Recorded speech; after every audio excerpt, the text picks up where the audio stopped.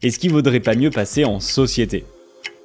Cette question, quand on est freelance, on se la pose régulièrement, mais quand on cherche à avoir une réponse, on se retrouve noyé dans tout un tas d'informations difficiles à comprendre. Mais aujourd'hui, grâce à cette vidéo et à des exemples très concrets, normalement tout devrait être clair. Ça fait 3 ans que je suis passé en société pour mon activité de production de vidéos, et en 3 ans, je peux vous dire que j'ai appris énormément de choses. Comme je reçois de temps en temps des messages me demandant des infos sur le passage en société ou alors les différences qu'il y a avec la micro-entreprise, je me suis dit que ça valait le coup d'en faire une vidéo. Et cette vidéo, elle s'adresse aussi bien aux personnes qui ont un parcours déjà assez avancé en micro-entreprise et qui hésitent à passer en société, qu'aux personnes qui débutent en micro-entreprise parce qu'il arrivera un jour où ça vous sera très utile. Avant de rentrer dans le vif du sujet, j'ai 2 choses importantes à dire. La première, c'est que je ne suis pas juriste ou comptable, donc toutes les informations et les chiffres que je vais vous partager sont issus de ma propre expérience et je vais évidemment pas rentrer dans tous les petits détails juridiques.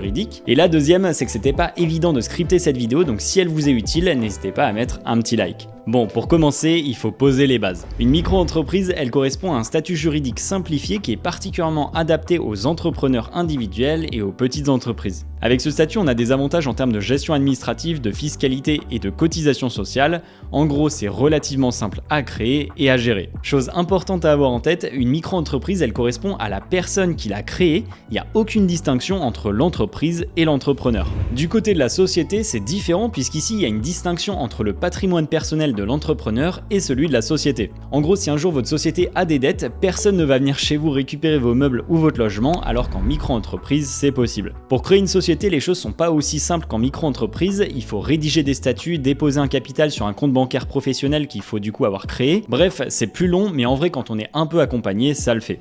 Entre les deux, on a l'entreprise individuelle ou EI qui est un mix entre société et micro-entreprise, mais je vais pas beaucoup en parler dans la vidéo parce que je connais peu de monde qui a ce statut et j'ai moins d'informations sur le sujet. Ça, c'est les différences en termes de structure. Maintenant, si on s'intéresse à la partie fiscalité, il y a quelques points à connaître et c'est vraiment ça qui fait toute la différence entre une société et une micro-entreprise. Pour tous les exemples que je vais citer, je vais prendre le cas de l'EURL puisque c'est la forme de société que j'ai créée et qui est vraiment très courante. Pour info, il y a aussi la SASU ou SAS qui est particulièrement adaptée pour les personnes qui se lancent en bénéficiant du chômage ou qui cumulent un emploi à côté et qui, pour résumer, n'ont pas besoin de se verser de salaire. Bon, du coup, concrètement, c'est quoi la différence entre une société et une micro-entreprise d'un point de vue fiscal ? En micro-entreprise, les clients vous payent et tous les mois ou tous les trimestres, en fonction de ce que vous avez choisi, vous déclarez votre chiffre d'affaires sur le site de l'URSSAF. Un taux de cotisation d'environ 22% est appliqué et vous devez payer une certaine somme. À la fin de l'année, vous aurez fait X euros de chiffre d'affaires et vous devrez payer l'impôt sur le revenu. C'est le fameux formulaire que tous les Français reçoivent en avril. Vous déclarez votre chiffre d'affaires, un abattement de 50% sera appliqué et vos impôts seront calculés sur les 50% restants. Pour info, cet abattement de 50%, il est là parce que même en micro-entreprise, on a des charges et ce serait pas très juste de nous faire payer des impôts sur l'intégralité de notre chiffre d'affaires, surtout qu'on a déjà payé 22% de cotisation. Voilà globalement pour la micro-entreprise. Je rajoute quand même qu'il ne faut pas dépasser 77 700 euros de chiffre d'affaires en prestation de service et que si vous faites plus de 39 100 euros de chiffre d'affaires dans l'année, vous serez soumis à la TVA. Ce que ça veut dire, c'est que vous devrez maintenant facturer la TVA à vos clients, donc globalement vos tarifs TTC vont augmenter de 20%. Ce qui est bien, c'est que vous pourrez aussi déduire la TVA sur vos achats professionnels, donc si vous achetez par exemple un ordinateur à 2000 euros, vous récupérerez 400 euros de TVA sur cet achat. Bon, maintenant si on passe du côté de la société, c'est complètement différent. En société, le chiffre d'affaires que vous faites va sur le compte bancaire de la société et pour l'instant, vous n'avez rien à payer. On n'a pas les 22% de cotisation de la micro-entreprise par exemple. Par contre, là où ça va faire mal, c'est quand vous allez récupérer cet argent sous forme de salaire sur votre compte en banque personnel. En EURL, quand vous versez un salaire, vous allez payer environ 45% de cotisation sociale. Pour vous donner un ordre d'idée, en SASU ou SAS, on paye 80% de cotisation sociale. C'est pour ça que cette forme de société est moins recommandée pour les personnes qui veulent se verser des salaires. Ces cotisations sociales, elles comprennent l'assurance maladie, les allocations familiales, la retraite, la protection en cas d'invalidité ou de décès, etc. Bon, dit comme ça peut paraître beaucoup et c'est le cas, mais ce qu'il faut se dire, c'est qu'on ne va payer ces cotisations que sur l'argent qu'on va se verser. Donc si on décide de se verser un petit salaire, on va payer 45% de cotisation sur une petite somme, même si on fait un gros chiffre d'affaires, alors qu'en micro-entreprise, dans tous les cas, on va payer 22% de cotisation sur l'ensemble du chiffre d'affaires. On verra juste après des exemples très concrets pour bien comprendre tout ça. À la fin de l'année, en société, on doit faire un bilan comptable. En général, c'est pour ça qu'on paye un comptable. Et à l'issue l'issue de ce bilan, on va déterminer le bénéfice de l'entreprise. Ce bénéfice, il est imposé, on doit payer l'impôt sur les sociétés. Cet impôt, il est de 15% si vous faites moins de 42 500 € de bénéfice, il est de 25% au-delà. C'est pour cette raison qu'en société, on joue beaucoup avec nos charges pour faire baisser le bénéfice et payer le moins d'impôts possible. Dernier point, c'est la TVA. En société, on déclare tous les mois sur le site des impôts le chiffre d'affaires et les achats qu'on a fait, ce qui permet de calculer la TVA qu'on doit rendre à l'État, c'est celle qu'on a collectée en facturant nos clients, et la TVA qu'on doit nous rendre, c'est celle qu'on a payée en faisant des achats. Ça fait un petit calcul et on voit ce qu'on doit payer. Si on fait un petit récap, quand on est en société, les clients nous payent, ça va sur le compte de la société. Tous les mois, on se verse un salaire sur lequel on paye 45% de cotisations sociales. On doit aussi rendre à l'État la TVA qu'on a collectée en faisant nos prestations. Et à la fin de l'année, on paye entre 15 et 25% d'impôt sur les sociétés qui est calculé sur le bénéfice qu'on a pu faire. Il faut pas non plus oublier qu'évidemment, à titre personnel, on devra aussi payer l'impôt sur les revenus qui est basé sur les salaires qu'on s'est versés. Oui, ça commence à faire beaucoup de choses à payer. Voilà pour la vision globale. Maintenant, on comprend mieux les différences entre micro-entreprises et sociétés, mais je pense que pour que ce soit plus concret, il faut prendre de vrais exemples et c'est ce qu'on va voir tout de suite. Juste avant, j'ai envie de vous parler d'une excellente application de gestion de son entreprise, c'est Abi et c'est le partenaire de cette vidéo. Abi, c'est une plateforme super intuitive et très complète que je recommande fortement d'avoir pour gérer votre micro-entreprise.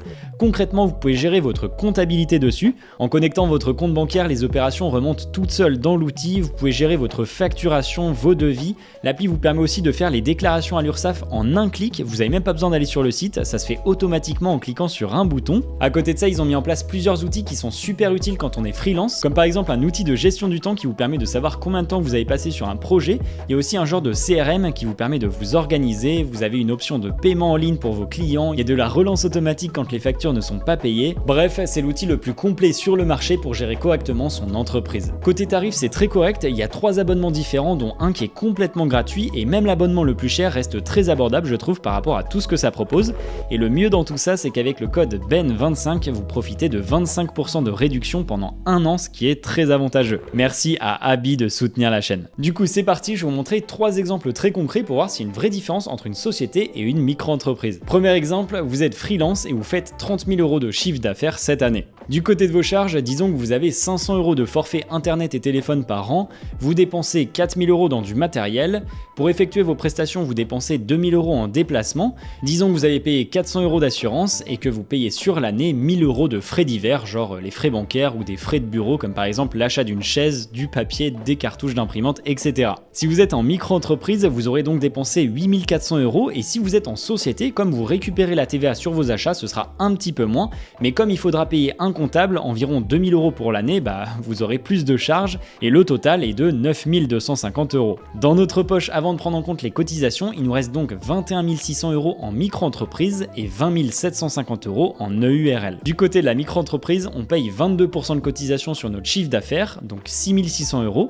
et à la fin sur notre compte, on a 15 000 €. Du côté de la société, si on décide de tout récupérer en salaire, on pourra se verser un net de 14 310 € et on va payer 6 400 € de cotisation, c'est les fameux 45% du salaire net. La société fera 0 € de bénéfice, donc on n'aura pas d'impôt sur les sociétés à payer. Dans cet exemple, à la fin de l'année, on a donc dans notre poche 690 € de plus si on est en micro-entreprise que si on est en société. Deuxième exemple, imaginons que vous êtes très rentable et vous gardez ce même niveau de charge, mais vous avez un chiffre d'affaires de 60 000 €. Dans ce cas-là, que vous soyez en micro-entreprise ou en société, vous êtes assujetti à la TVA, donc les charges sont identiques entre les deux colonnes. Dans cet exemple, vous voyez que le fossé se creuse et qu'il est plus intéressant d'être en micro-entreprise puisqu'à la fin de l'année, vous aurez 4 550 € de plus par rapport à une société. Je pense que vous commencez à le comprendre, plus on a de charges, plus c'est intéressant d'être en société et on va le constater avec l'exemple suivant. Imaginons qu'on fasse toujours 60 000 € de chiffre d'affaires, sauf que cette année, on a payé de temps en temps des freelances pour nous aider sur des projets,